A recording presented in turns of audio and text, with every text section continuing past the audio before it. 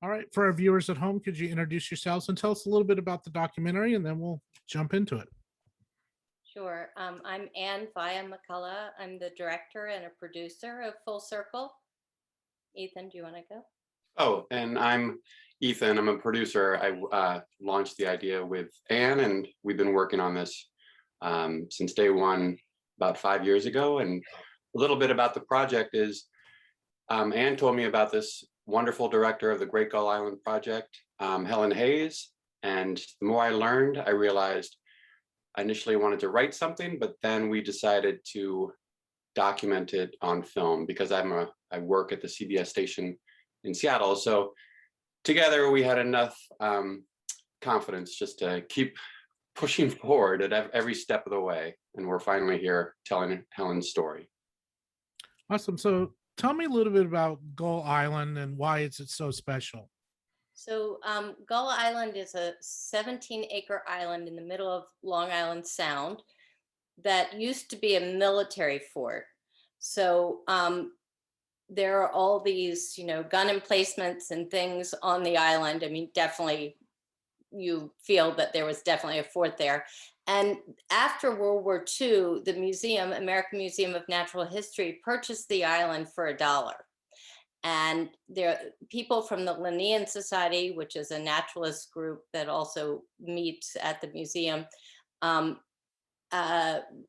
knew that at one point in time there had been terns on the island, Roseate and Common Terns, a colony. And so they thought, how do we get these birds to come back? So they put sand in certain places, and they were hoping the birds would come back. About 20 years later, Helen Hays was a young ornithologist at Natural History, and somebody said, would you be interested in going to Gull Island just to see what's going on? And she went out a few times with several people, and I think that was in the early 60s, mid 60s. And by 1969, they had enough people to stay on the island all summer and monitor the terns that were there, watch their nesting habits. Yeah, and 50 years later, when there was only a few terns on the island, it's now one of the largest tern colonies in the world. And that's, as Tim Mayle said in the film, it's really truly the force of one woman whose spirit is infectious, and she's tireless, and she lives in this remote island 6 months out of the year with no running water, no electricity. She has networked and gotten to know everybody along the coast so that she can get food in for volunteers. And so over the years, thousands of volunteers have gone out to the island, students, Boy Scouts, and it's had a huge impression on generations of people, because we've documented who were once children in the 70s are now making policy, environmental policies, based on their experience, their impressions of Great Gull Island as young children. So she's had an impact. Helen has had an impact, a profound impact on generations, on the science community, ornithologists. And it is just remarkable that we were both honored to just see her work in real time on the island, and it's just an honor to tell her story now. And over time, she had certain things she wanted to find out more about, like, for example, where the birds went in the winter, in our winter. And so nobody knew at that time. So she took this huge risk and went to South America and found where roseate terns go, which was a big deal. Another big thing in my mind that she did, that we document in the film, is she discovered that there were some abnormalities, some deformities among the birds in the 70s. And she had the water tested and the birds tested, and lo and behold, there were PCBs. And that was the first time that we humans, it was considered that PCBs could be dangerous for us as well. So she's really had a huge impact. But in going to South America, she didn't just go and find the bird. She created this wonderful connection with people in Argentina and Brazil that she continued to work with and continues to work with to this day. She also had a connection to the Azores, and same thing. So her circle of collaborators in conservation is just growing and growing, and it's really quite amazing. And I would just underscore that by saying it's that spirit of her pursuing, as questions are raised, she has tirelessly pursued answers. And so she finds answers on the island, but she had questions about, as Anne said, where do the terns go in the winter? And nobody knew. So she immediately, I don't know if you've seen the film, but she has this wonderful story where she raised her hands. And it's just that tireless optimism. And as you saw in the film, she does admit that it does get frustrating at times, but she doesn't let that get in the way. And she's provided a lot of answers for over the years. And in turn, there's more questions, as she said. Tell me about her spirit, because what I really found fascinating is she's an older woman. She has all this energy. I mean, she probably has more energy than most people my age. I'm 41, but what I really found heartwarming in this story is that, young people love her. Young people respect her. They come and volunteer, and they're on this remote island. There's no video games. There's no YouTube.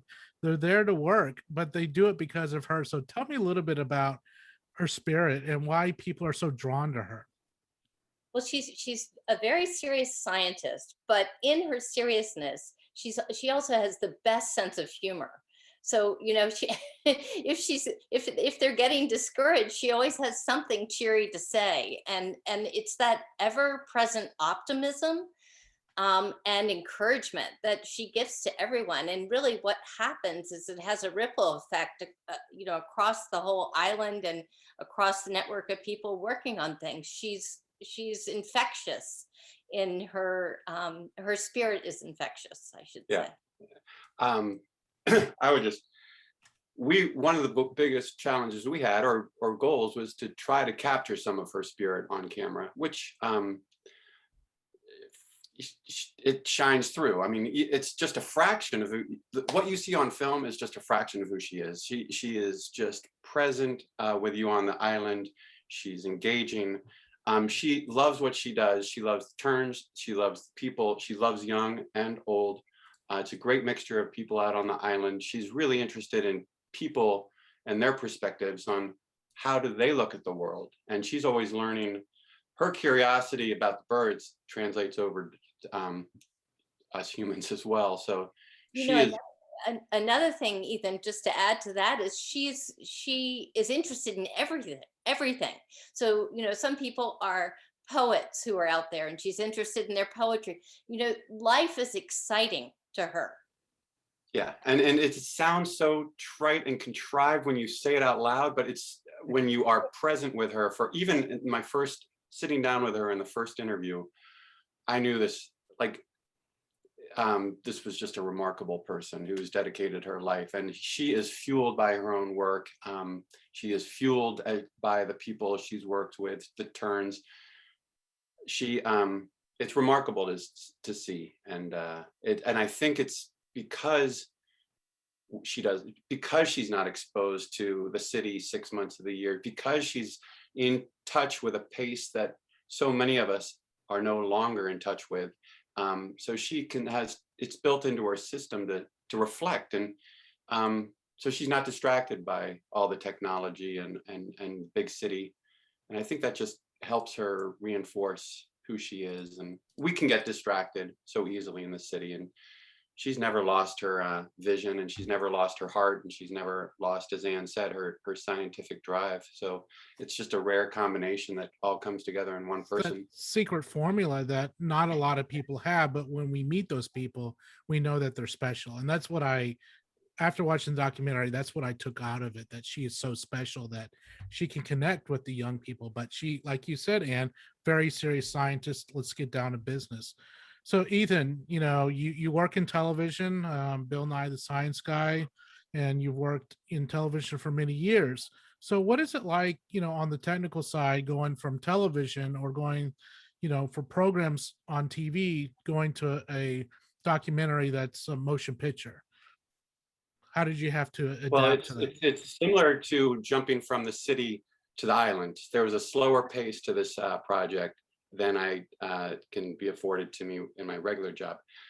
So yes, I work for news, and so the turnaround is within hours. This was something Anne and I got to think about over the years, and we didn't have the answers ourselves. We wanted to be present with it, and then as we were present with it, it emerged that certain themes are here. There's the pace, all the themes we've touched on just moments ago, and so that became evident. And so we realized we wanted to create a film that reflects the meditative aspects, the slower pace of the island, and we wanted to reflect the community, the science, the network, the community she's touched around the world, and none of that I can do on my day job. I think what I do is important, but there's just a quicker turn. It's just by definition, it's news. What is new today? Right. But this is a larger story. What's similar is its storytelling, and I've always enjoyed finding what is interesting. It was very easy in this instance to find what was interesting, and then to frame it in a way that people can understand and appreciate. And I think Anne and I, with Anne's direction, just did a wonderful job of seeing what the themes were and place. And then Nathan, our editor, was able to listen to Anne's direction and my collaboration with Anne to weave it together. And it was such, I mean, I don't get to do that on a daily basis. With the Bill Nye show, that was something in between. It wasn't news, that was, I could go on about the Bill Nye show, but I won't here. But it was, that was so fun and wonderful. And I was very lucky to work on that crew and travel with Bill and do a lot of great things. And I think that's a very important show. But this documentary is, I'm so proud to work with Anne on it. And I hope And the reason I brought up Bill Nye and your background is that we're seeing a lot of people who are in the news business now jumping to motion picture. They're jumping to a slower pace. So I really wanted to get the feel because, whether it be Bill Nye or, your new stuff, like you said, turnaround's pretty quick because you got deadlines. With this, I wanted to really know, did you like it more that you could take your time and explore the subject more? And, did you enjoy that slower pace, or did you find yourself going, I gotta go. I like that, faster pace adrenaline. Oh, no. I totally appreciate, there was a learning curve, obviously, with any new project, but, and I do appreciate what I do. It is sort of like a puzzle, writing, figuring out the best things on a daily basis, but that is just sort of like doing your scales every day. So that I can help Anne play a more robust, more intricate song than what I do on a daily basis. And, Awesome. and Anne's direction, none of us could have done any of this without the other person. Michael Mail came on board, Nathan Punwar came on board. So it was truly a collaborative and amazing project in front of the camera and behind it. We're running out of time. I really want to give Helen a shout out. So how can my viewers and how the viewers of the film help her and her project and her successes? What is her website? How can we help her, to continue to, succeed, because she is successful in most environmental films. Let's be honest. It's about, we should have done that. We shouldn't have not done this. But now, with your film, it's like, she did it. She's had successes. So how can we further those successes and help her? I would write to Hays at amnh.org. Awesome. You could go on the Great Gull Island website also. Lydia Thomas is taking names as well, but Helen I talked to just about an hour ago, and she said definitely anyone who's interested in volunteering, please go ahead and write to her, Hays, Hays at amnh.org. And if you if people don't remember that, if they were takingflightproductions.com or Taking Flight Productions on our Facebook page, we check that and we can just forward the information. At the premiere, we had a lot of old friends who showed up and wanted to know how could they get on the island, how can their kids get on the island, Well, and the project. So we will be steering people towards that, and that is one of that's just one of the side goals we had of this film. We want to tell this story, and for a reason, so that people can act, and there is definitely an opportunity for people to act. The project will go on, and hopefully a whole brand new audiences will learn about this island project, and they'll want to volunteer. And if they can't go to New York, they'll want to jump into something else. But contact takingflightproductions.com if you can't remember the Helen Hays. Or just Hays@amnh.org. But the other thing is the Harlem Film Festival people, Nasri and Lorenzo both want to come to the island and volunteer, which that was just so much fun to hear on opening night on the 6th of May. That is awesome. Congratulations on such a great film. It's beautifully shot, beautifully done. It flows really well. Congratulations. I really do appreciate you guys sitting down on me on this Mother's Day. Well, thank you very much. It's an honor.